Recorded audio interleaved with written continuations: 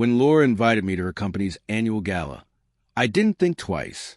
She had poured months of effort into planning the evening, and I wanted to stand beside her, showing my support.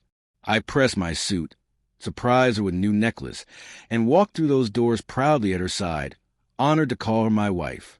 The ballroom sparkled with chandeliers.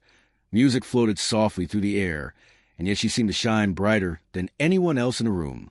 But while she drifted easily among colleagues, an unease settled in my chest.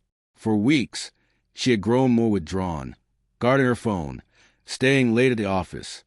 I kept telling myself it was all in my head. Still, every laugh that wasn't mine, every smile meant for someone else, cut like a blade. That night, I decided I would pay close attention, not as a jealous husband, but as a man who needed the truth. At first, everything appeared harmless. I chatted with board members, sipped champagne, even praised Laura's dedication. Then I noticed him, a man who seemed far too comfortable in her orbit. He wasn't simply making conversation. He leaned in close, whispering in her ear, and the way she laughed, it wasn't the polite laugh of a woman keeping up appearances.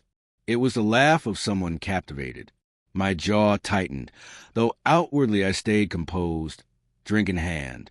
Inside, my blood burned. I edged nearer, blending into the crowd, and saw his hand brush the small of her back. My chest seized with anger and dread tangled together. And then it happened. In a dim corner of the ballroom, where the light barely reached, I saw it with my own eyes, his lips on hers. My wife, the woman I had been married to for 7 years, kissing another man at the very event she had pleaded for me to attend. The world collapsed in a heartbeat. Our home, our vows, our love, it all shattered like glass. Rage surged through me, an urge to tear him away, to demand answers. But instead, I stood frozen, the undeniable truth unfolding in front of me. The laughter, the music, the clinking glasses, all faded. All I could hear was my own heartbeat pounding against the roar of betrayal. My hands trembled as I forced myself to breathe. People often say you never know how you'll react until betrayal strikes. They're right. I had expected fury, maybe even tears, but what came over me was icy clarity.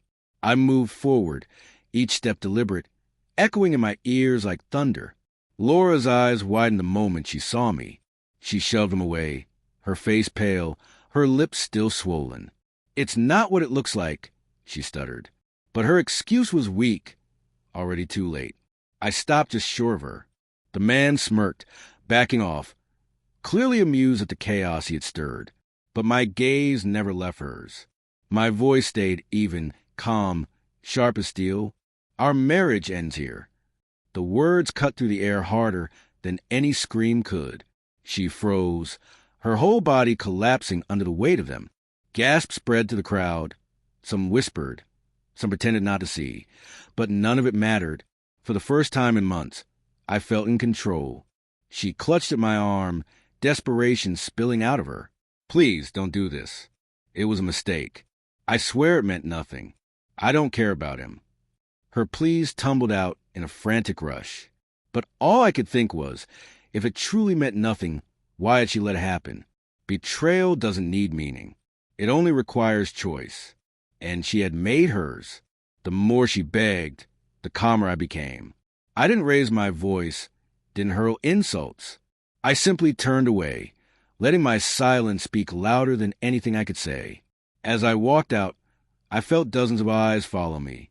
Some pitied, some judged, but none of it touched me. What mattered was that I refused to let her dishonor me twice, once with her kiss, and again by staying. Outside, the night air hit my face, cool and freeing. For the first time in months, I breathed easily. I didn't look back. I wanted her to remain in that glittering room, surrounded by her colleagues, left alone with the weight of what she had done. My absence would echo louder than any accusation. My silence would wound deeper than any furious outburst ever could. That night, my phone lit up nonstop. Missed calls, frantic texts, voicemails laced with sobbing apologies.